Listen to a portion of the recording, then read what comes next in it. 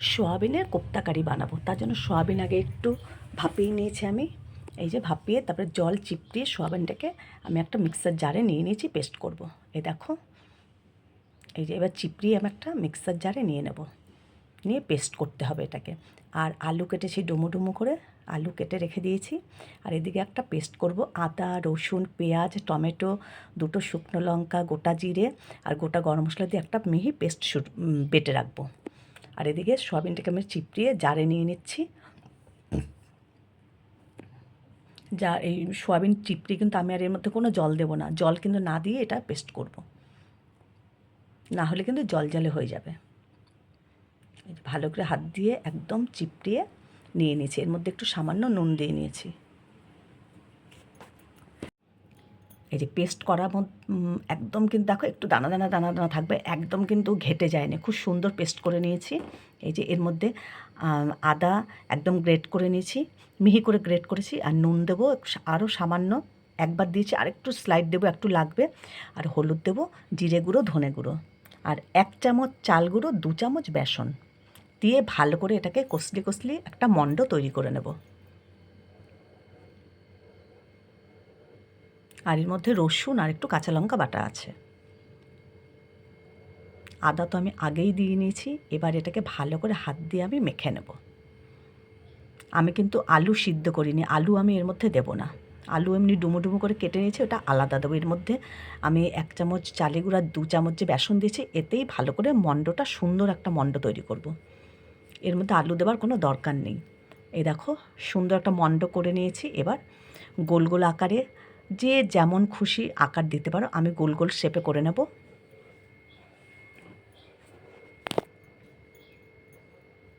এই যে একদম ছোট ছোটও না, মিডিয়াম সাইজ করে নেব, আবার খুব বেশি বড়ও না।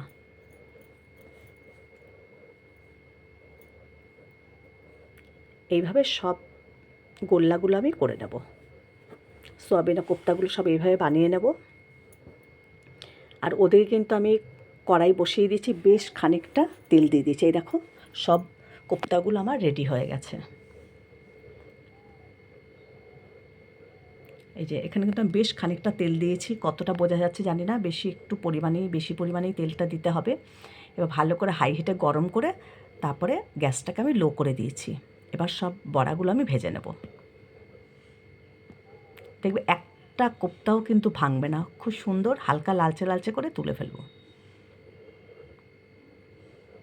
একদম কড়া, একদম কড়কড়া করে ভাজতে হবে না, সুন্দর হালকা দেখবে লালচে লালচে রং হবে। এই দেখো এক পিঠ উল্টিয়ে দিয়েছি, এরকম লালচে লালচে করে আমি সব বড়াগুলো করে নেব।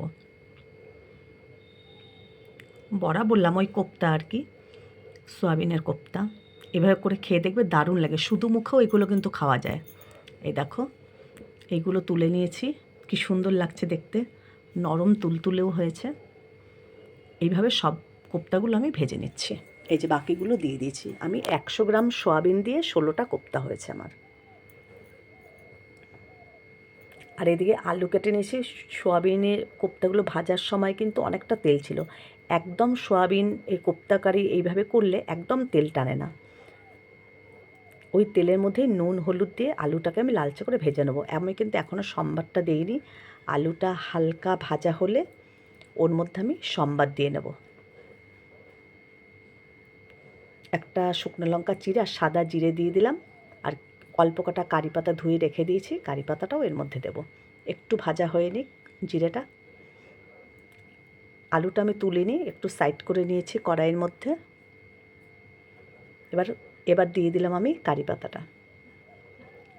কারি পাতাটা এবার একটু হালকা নাড়াচাড়া করে আলুটার সঙ্গে আবারও একটু ভাজা ভাজা করে নেব। আলুটা প্রায় ভাজা হয়ে এসছে।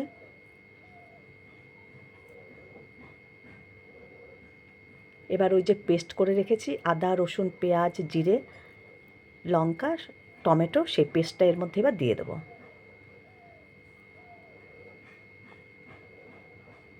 পেস্টটা দিয়ে দিলাম, জারটা ধুয়েও সামান্য একটু জল দিয়ে দেবো।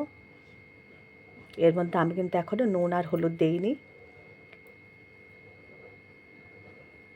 এবার এর মধ্যে নুন আর হলুদ দিয়ে দেবো পরিমাণ মতন।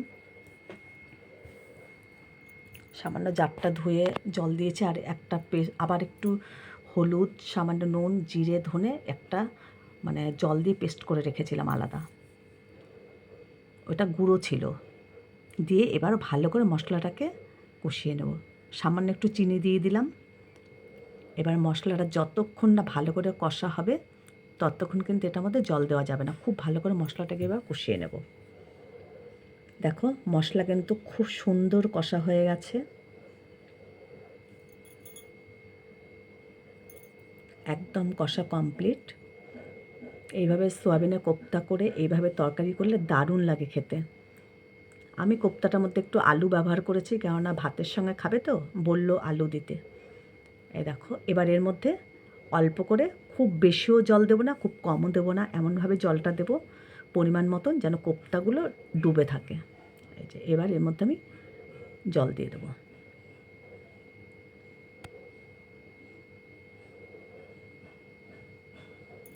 মশলা যত কষাবো তত খেতে টেস্ট হবে। যে আরেকটু জল দেবো, একটু নাড়িয়ে নিই, তারপরে আরেকটু আমি জল দিয়ে দেবো।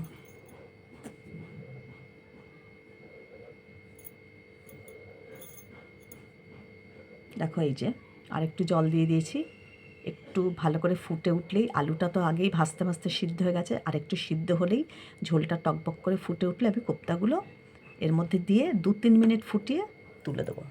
দেখো আলু একদম সিদ্ধ হয়ে গেছে, আলু চারদিক থেকে দেখো ফেটে ফেটে গেছে। এবার এর মধ্যে আমি কোপ্তাগুলো দিয়ে দেবো। জাস্ট একটু সময় ফুটিয়ে নিলেই সোয়াবিনের কোপ্তা একদম রেডি। সোয়াবিনের কোপ্তা কারি এই দেখো আরেকটু জলটা এর মধ্যে টেনে যাবে, কোপ্তা কারি জলটাকে একটু টেনে নেবে। এই দেখো অনেকটা গামাখা হয়ে গেছে। এই কোপ্তা কারির তরকারিটাও কিন্তু একদম গামাখা হবে। এই দেখো বেশি কিন্তু ঝোল নেই। দেখো কি একটা কোপ্তা কারিও কিন্তু ভাঙেনি, খুব সুন্দর